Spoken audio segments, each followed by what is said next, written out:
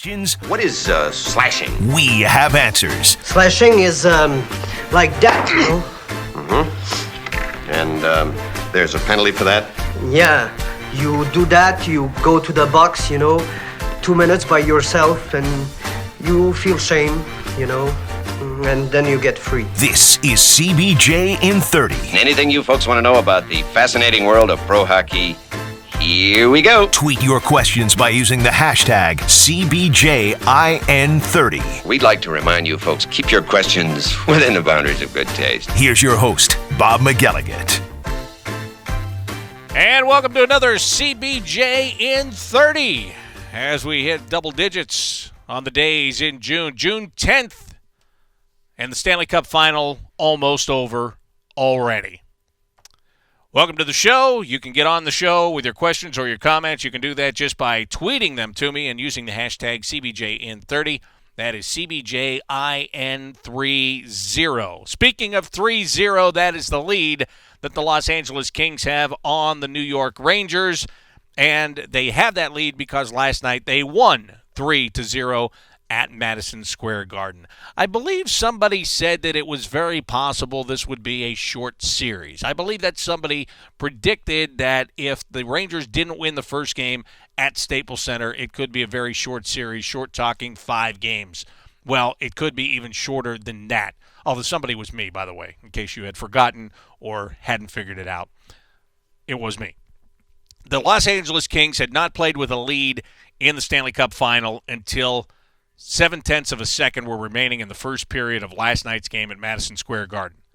With that 0.7 of a second remaining, the puck went behind Henrik Lundqvist after a shot by Jeff Carter tipped off the skate blade of Dan Girardi, who was trying to block that shot, and all of a sudden the LA Kings had an advantage. Again, for the first time in the series. The first 2 games they were down, they came back, they won in overtime and double overtime respectively. And last night they got the lead. At one point, Pierre Maguire said he had talked to Justin Williams about playing with the lead or getting the lead, and Justin Williams said, "We are a better team with the lead." And Maguire said, "We will now see if that's true."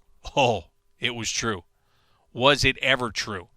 That was a surgical-like procedure by the Los Angeles Kings to take out the New York Rangers last night on their home ice. And when you look at the shot totals and you see that the Rangers had 32 shots and that the Kings had a mere 15 shots, you might think, well, the Rangers must have really outplayed them. They did not. They did not outplay them. Of the 32 shots, yes, they had some chances. But my goodness, a lot of those shots were shots from the outside, easy saves for Jonathan Quick. There were some very difficult ones, don't get me wrong. Made a huge save on Matt Zuccarello early in the game in the first period with, got the stick inside the post and kept the puck from going all the way across the line, which really kind of set the tone. But Jonathan Quick, I found it amazing that he had never played a game at Madison Square Garden. He grew up, 73 miles from the Garden, and had never had a chance to play a game there. And not only is he getting a chance to play for the first time in the world's most famous arena, but he's doing it in the Stanley Cup Final, trying to give his team a commanding lead in the series. And oh, what a game he had last night. And I'm sure he had lots of family there. I'm sure there was a lot on the line for him personally. I talked to Cam Atkinson about playing there. Growing up in that area, growing up a Rangers fan, now going back and playing in that building against the Rangers and what it meant to him. And he said it meant the world to him. Just what a rush it was to be on the ice, actually playing in an NHL game in that building. And I'm sure Jonathan Quick felt the same way last night. But you'd never know it from the way that he talks or the way he approaches things. He always appears very, very cool, very calm. Well, that's not true. When somebody crashes into him, he's anything but calm and cool. Ask Rick Nash, who took a stick in the head and then a glove in the side of the head after he drove the net. You can argue the one time that he drove the net in the game last night, maybe in the series, as a matter of fact. But Jonathan Quick was unbeatable last night. He set the tone early in that game. The New York Rangers are still in search of answers. Alain Vigneault, who really is a guy, when he comes to that post-game coach's press conference, usually has a lot of things to say, looked to me like a man out of words. He had almost a deer in the headlights look almost as though he had no idea what to do next. Somebody asked him, you've been leaning on the leadership of your team throughout the course of the year. Will you continue to do that, or will you take the message to them before the next game? Will you handle that yourself? And his answer was, I'll do what I've been doing all year, which is do what's best for the team. Murky answer at best. My answer would have been, what do you want me to tell them? You think they don't know the situation? Lose one more time and the season is over. I shouldn't need to tell them that. They know it. They get it. And they do get it. But that was about as dominating a performance. Well, it was the most dominating in that series. But the Kings imposed their will. And for anybody that wanted to talk about fatigue and playing 3 7-game series and playing an overtime and a double overtime game and flying all the way across the country, I thought Daryl Sutter hit that very early in his press conference last night when he talked about we are used to the cross-country travel. We do it all the time. We're used to coming in the day before the game like that.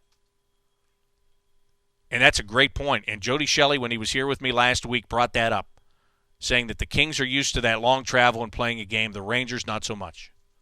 Because the Rangers are used to getting on a train and going to Philly or going to Washington or going to Long Island or a quick flight to Boston or whatever the case. That's what you become used to in the Eastern Conference, especially in New York. When you have the Devils across the river, you got the Islanders right there. I mean, how many of your games are played to where you could literally drive, if you could get anywhere in New York by driving yourself? So, you go to Philly, that's close. D.C., not far. Boston's not far. It's all right there. And then all of a sudden, you've got to go cross-country and you've got to play. And I know it's a Stanley Cup final, and I know there should be a lot of adrenaline and all of that stuff. I get it. But the Kings do it all the time. And I thought that was very apparent that was Daryl Sutter was cutting that out immediately and saying, we're used to this. And they came in and they did it. And the first goal, not only was it the game-winning goal last night, but I think it took the life out of the Rangers early in that game. You are less than a second away from going into the dressing room still tied 0-0, and all of a sudden you're down 1-0. And then it just got worse from there. Every bounce that the Kings could get, they got. And they finished. They finished their chances. And Jonathan Quick made sure the Rangers didn't finish their chances. And the Rangers' power play is back to where it was early in the postseason. Invisible. They can't figure out a way to make it work. They pulled Lundqvist last night with the 4 minutes and 4.5 minutes, 4 minutes, 20 seconds, whatever it was in the third period, trying to generate something. They didn't have a single shot after they pulled him. They didn't have a shot. And the Kings didn't go for the empty net and try to throw the dagger. The dagger was thrown a long time before that. The Mike Richards goal was the dagger.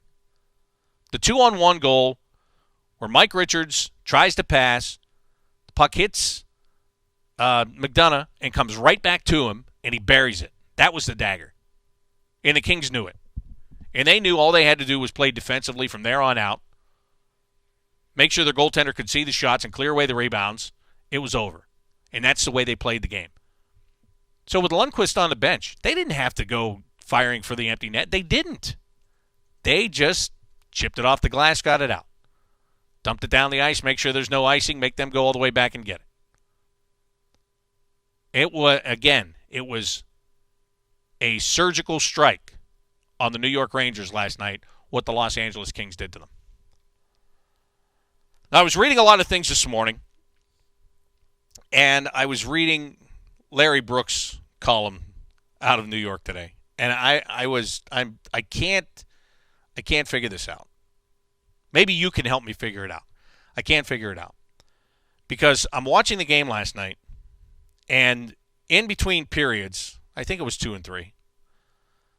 In between periods, Keith Jones is just giving it to Rick Nash.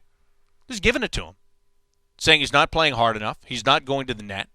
In fact, they showed the one shot that he took, And he actually got a second chance on it as he picked up the puck behind the net, and Drew Doughty brought him down for a penalty. But even Keith Jones said, look, he's going to the side of the net. He's not going to the front here. He's actually bailing out and going to the side of the net on this play. And he was. And now later in the game, he went and he crashed the net, and and that's when Quick gave him a shot to the side of the head after he went down in the crease. But Larry Brooks, again, this guy went from a couple of weeks ago writing that Nash was a buyout candidate to last week writing that he is now a great 200-foot player and he's got a two-way game and he's sacrificing his own scoring just to help the team by playing defense, which, again, I thought was not true. And today, he's writing how great he has played, and he's a symbol of the frustration for the New York Rangers. Really. He has 4 goals in 35 playoff games for the New York Rangers. Do you think that that's what they're paying over $7.5 million a year for? But again, I'm watching this stuff last night. I'm listening to what they're saying. I'm reading this stuff, and I'm thinking, this is not a surprise. Did anybody else watch him before he was dealt from the Blue Jackets to the Rangers? Is this not the way he had played? I mean, from the time I got here, and I've told you this before, I was so excited about watching this guy play every day. And he's a great guy, and he's a great person, and he can be a great player. But there were so many nights that you saw that. They're talking about how he's not playing on the power play. Well, what's the sense? To what? Put him on the half wall? Have him far away from the net? Because that's where he seems more comfortable. He doesn't seem comfortable posting up. He doesn't seem comfortable down low where he has to get into a battle to get a rebound or find a loose puck. So why use him there? Vigneault was asked about that last night. He kind of blew it off, and he goes, oh, he's doing a great job. Well, then why did you not have him on the power play until the score was already 3-0? There's something there. I'm telling you, there's something there. And again, when that trade went down, on paper, it looked like the Blue Jackets were getting a bad deal. But let me ask you this question. I ask you right now, right this very moment, would you take a Brandon Dubinsky or would you take a Rick Nash? Because I'll tell you where Brandon Dubinsky's going to be on the power play. Getting cross-checked in the back of the net, standing in back of the neck, standing in front of the net, in front of the goaltender, looking to screen or get a rebound. I know what that guy's going to bring every time he hits the ice. I already know that. I'm not going to have to guess. And especially not in a playoff game. We saw it for 6 playoff games here this year. I know what he's going to bring. I know what he's going to do. So, tomorrow night, the series may end or it may go back to Los Angeles. And I think a lot of that is going to depend on the New York Rangers. In this way, do they want to get on a plane and go back to L.A.? Or are they going to pack it in? That sounds utterly ridiculous. I get it. I know. But if they get down early in that game, if they get down by 2 early in that game, what's the mindset going to be? What's the mindset going to be in the first period? I think they'll come out flying. I thought they did last night. When the game started, the old first 10-minute cliche went through my head right away. I was thinking, man, they've got to survive the first half of the first period here. And they did. And then it went on to be what it was from there. So, am I surprised? No, I'm not surprised. I told you that the team coming out of the West was going to be better than the team out of the East. And I especially think because it's the Rangers. Listen, the Rangers really shouldn't be there. If the Penguins would have finished their job, the Rangers wouldn't be there. If the Bruins would have done their job, the Rangers wouldn't be there. Okay? It's great that they've gotten to that point. I get it. They won enough games to get there. I don't really mean to take away, but if you tell me that the best team that the East could send to the Stanley Cup Final is the New York Rangers, I would disagree. But they're there, and they're down 3-0. And the Los Angeles Kings are 1 win away from their second Stanley Cup in 3 years. Looking like a complete dynasty right now which is hard to do in this day and age with a salary cap, for sure. Very, very hard to do. Also yesterday, the competition committee got together and proposed some rule changes.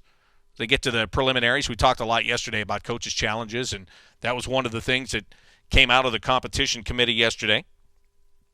Here's one they came out with, that they take the trapezoid behind the net and expand it by 4 feet overall, 2 feet on each side of the goal line, giving the goalies more room to play the puck.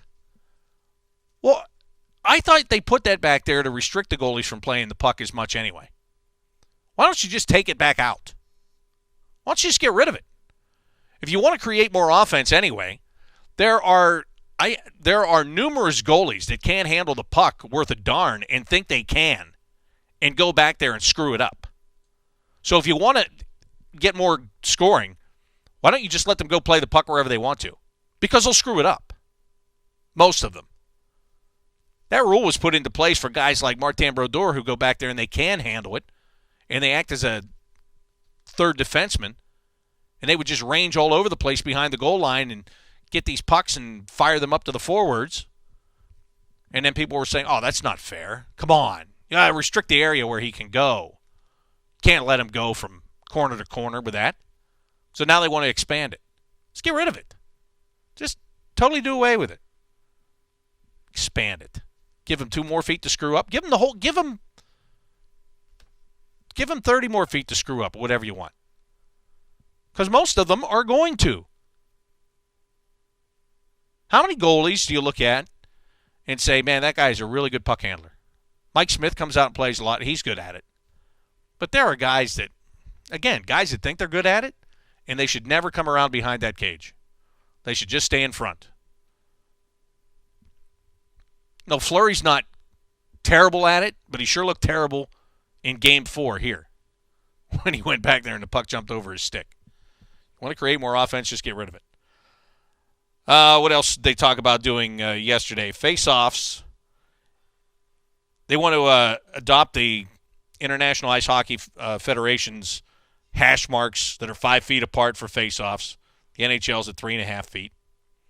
So they want to change that. They want to change, and we saw this last night. This happened in the Kings game last night, Kings-Rangers, where the Kings got an icing call.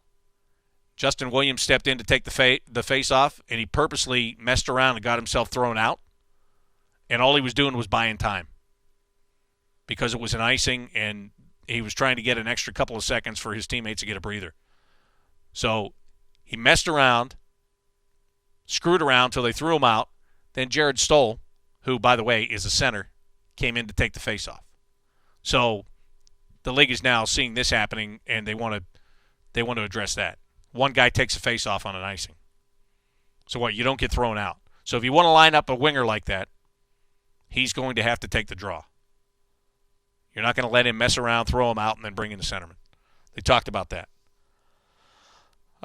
They would like to see more leniency and allow for a bit more when it comes to the kicking motion, kicking pucks. Okay, that's fine. We've also talked about a coach's challenge, but not for goaltender interference. But a lot of it doing with that kicking motion. Coaches to challenge that. So they're in the preliminary stage of doing some different things. And they also want, what was the other thing here that I wanted to talk about? Oh, they feel that embellishment in diving is at an all-time high and it's embarrassing. And they want to stop that. But the way they're going to do that is either they're going to have to fine guys for doing it, okay? And we've seen it a lot in these playoffs. The Montreal Canadiens have made an art of this in the postseason. Embellishing. So they would have to fine guys. Get in their pockets. The more you get into somebody's wallet, the less they are likely to go back there and do it again. Simple as that. So, competition committee has met, but that has several steps to go before they do any of that and get into that. So there you go. Those are my points. CBJ in 30 is the name of the show. It's also the hashtag to use to send in your questions or comments. I talked about who would you rather have, Brandon Dubinsky Or Rick Nash right now, Mason chimes in and says, I want Doobie on the team. The Blue Jackets pick the Rangers' pocket, just like the trade scene in Moneyball. Well, I don't know. But I'm telling you, when it first went down, come on, tell me you were excited about it when it first went down. Tell me you were excited when Rick Nash said he wanted traded, and then tell me you were excited when it went down and you saw the players coming the other way. You're way more excited now because you see what those players are panning out to be. CBJ Therapy wants to know, will Martin Jones have the same fate as Jonathan Bernier and be dealt by the Kings because Jonathan Quick is in town? Maybe, eventually. At some point, he'll get to a point where he's not going to play. I mean, he's only going to play X amount of number of games unless something happens to Jonathan Quick. Remember Jonathan Quick had to have surgery this year? Do you remember that? Do you remember that he was out, Martin Jones had to play and did a really good job? And Quick, Daryl Sutter last night talked about that in his post-game press conference. He said we gave him the amount of time to make sure he could come back at 110%, not 100. And, which of course doesn't exist. We all know that. If you took any math in your life, you know there is no 110%. It's a great talking point, though. But he said we gave him a chance to come back and be, extremely ready, and they knew he wanted to play for his country. They knew he wanted to play for Team USA in the Olympics, and they were cool with that. So Martin Jones, will he eventually be dealt to somebody? Probably, at some point. That's what happens. If you're a good backup on a team that has a good goaltender and you get a chance to prove your worth here and there through the other guy's injury or just the games that you do play and another team is weak in that area and they think they can upgrade with you, yeah, that's what happens. That's the way it goes. It's a tough position. There's only 60 guys in the world that get to be an NHL goaltender, basically. That's not counting guys that get called up in short stints because somebody's injured. But there's at the start of the year, there are two goalies on every team. 60 guys in the world, okay? It's tough to find a job. And if you have a backup job, you're happy with it, but everybody wants to be the starter. And if you get that opportunity somewhere, when you're playing behind a guy, all those guys that played behind Martin Brodeur, you think they wanted to stay with the Devils their entire career? No way. I like it here. Love you, Marty. You've taught me a lot, but my gosh, I'm never going to play. Just never going to play. CBJ or Die wants to know, why don't NHL players wear caged helmets? Why? For what? To protect themselves, obviously, is the answer. But, they're going to make them wear half shields. That's fine. I don't think you should have to wear a cage.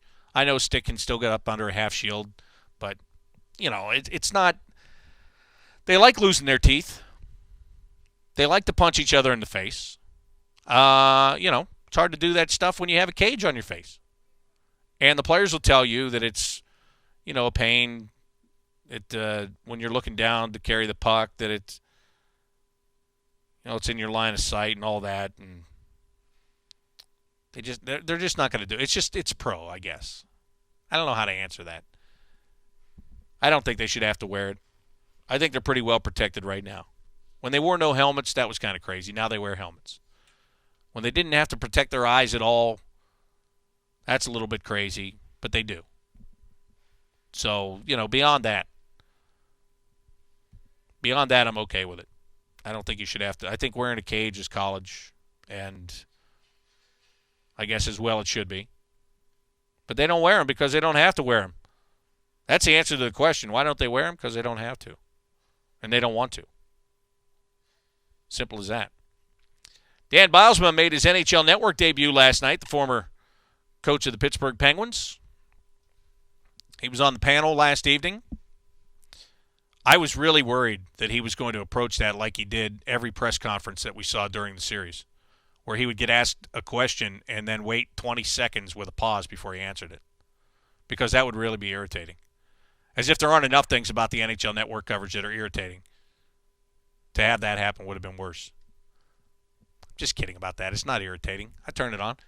I watched it, obviously. He did a pretty good job. Rumors are that he's going to meet with Dale Talon about the Florida Panthers job and that they have interest in him. They're going to have interest. So will the Carolina Hurricanes. So will the Vancouver Canucks. But I was thinking, I'm watching Dan on the panel last night, and I was thinking, he can do this. He could be an analyst. Maybe he should just take the Penguins' money for a couple of years, or at least for 1 year. If I were him and there were none of those coaching jobs that really appealed to me, or maybe he feels like he has to get right back in. You know, some guys will just take time and say, I don't have to do it right now. And he doesn't. He can get a job in 10 minutes. He can get a job in a year and a half because he will get hired. He won a Stanley Cup. Look at Peter Laviolette. He won a Stanley Cup, and he's getting jobs. He went to Philly. Doesn't work out in Philly. Now he's going to Nashville. When you have a ring, your phone rings. Simple as that. And he wasn't bad in that role. And I was thinking that after the way the Penguins strung him along for 3 weeks, maybe he should just take their money for a while and force them to pay a couple of guys at the same time and be an analyst and wait. Now, if the Florida Panthers job is one that he feels that he can go into and he can, turn them around quickly, Dale Talon's going to want to spend money there. He's going to bring in some players. I saw a report today where they were saying, if the Panthers could get Brooks Orpik or Matt Niskanen from the Penguins because Dan Bylsma is going to be the coach, would that be worth it? So, if he feels like he can go into that situation and make a difference, because those kind of guys don't like to sit out. I don't mean this in a bad way, but coaches are control freaks. They always want to be in that position where they have control over what's going on. And that's the way they're programmed. And that's what they do. So it's very likely that he can jump right back in and go to Florida or Carolina. Or I don't think he'd go to Vancouver, really. Not that I know anything, but they're getting older. They're going more on the downside than they are on the upside. Florida, we saw what Florida did a couple of years ago when they bought a lot of free agents. They overpaid free agents just to get to the salary cap floor. But they were in the playoffs. So if he sees that situation, maybe he wants to get into that. But if he wants to sit behind the desk and be an analyst and take the Penguins' money, I wouldn't blame him a bit. I would not blame him one bit. Speaking of the Penguins, they're interviewing John Hines. He's going to be the first person interviewed for their head coaching job. And when you say who? Well, he's the coach of their American Hockey League team in Wilkes-Barre. And the rumors are that he's one of these hot AHL coaches that could be in that line of, how a team has Detroit's dealing with it right now with Jeff Blashill, who's in Grand Rapids, that they're afraid he's going to leave. And they might want to keep him. But if they hired John Hines as a head coach and kept everybody in the front office except Ray Shero and brought in Jim Rutherford, and that's the only change that they make, I know they made the coaching change, but if they stay in the organization, what did they actually change? What did they actually do? That's what the question is going to be. What did they actually do? But as I told you yesterday, they had to make it look like they did something, or they're going to get carved in the media. But they're still going to get carved because they really didn't do much of anything at all. So will he get that job? I don't know. Will they come up with a John Stevens? His name was mentioned. John Stevens is L.A. assistant coach, Kings assistant coach, former head coach of the Philadelphia Flyers. A lot of people are talking about him again. Vancouver talked about him before they hired John Tortorella last year. So he could be going there. But, it's funny how it works, right? I mean, he was in Philly, gets let go. He's been an assistant coach now for a number of years. Oh, but he's an assistant coach for a team that is on the verge of winning 2 cups in 3 years. Cha-ching. Your value is back. And John Stevens is a good guy. He was in Philadelphia with the Phantoms in the American Hockey League before he went up to the Flyers. He's a class act. He's a good guy. I had a chance to deal with him, and if he gets a job, I feel great for him because he's a good man. He's a hard-working guy, and he could have one of those jobs too. So it's going to be interesting, though. Will the Stanley Cup Final end in a couple of days? Will it end on Broadway? And oh my goodness, that place emptied out of there last night like nobody's business, didn't it? The Garden, it was done. It did make me think of one story, though, and I shall leave you with this. The first time I ever went to Madison Square Garden would have been my second year here, I believe, so maybe 3 years ago.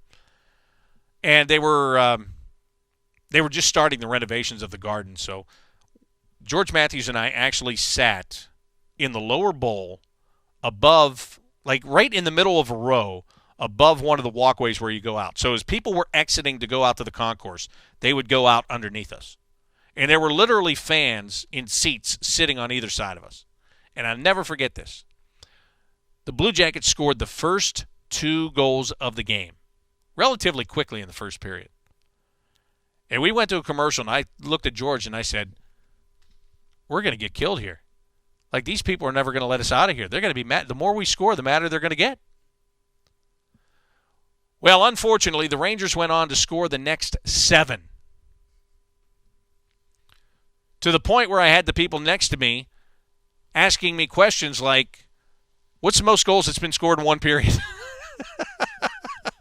They were the nicest people in the world then, right? But anyway, so I think 7-2 was the final score. And the arena emptied pretty quickly. And I'll never forget, we were doing our post-game show, and George was talking, and I'm standing next to him, and there is literally one guy walking down below us. One guy. And nobody else almost in the entire building. And he walks by, and he looks up at us, and he yells at the top of his lungs, "You suck!" And that was my first experience at Madison Square Garden. And I'll never forget it. And I was watching that scene last night of that arena empty, wondering if there was just one guy yelling, "You suck" at somebody down there somewhere. I'm going to guess that there was. It's a guess. It's an all-out guess. But I think that he was there somewhere along the line. All right, that'll do it for our show today. Be back here again tomorrow. Talk about whatever you want to talk about. And I'm assuming now as we get closer to the draft and the prospecting that you want to go in that direction a little bit. Think about that question I asked you tomorrow. Who would you rather have right now, Rick Nash, Brandon Dubinsky? Fire your questions into me the rest of the day today. We'll discuss it more tomorrow before the Stanley Cup Final resumes. Till then, Bob McElligott saying so long.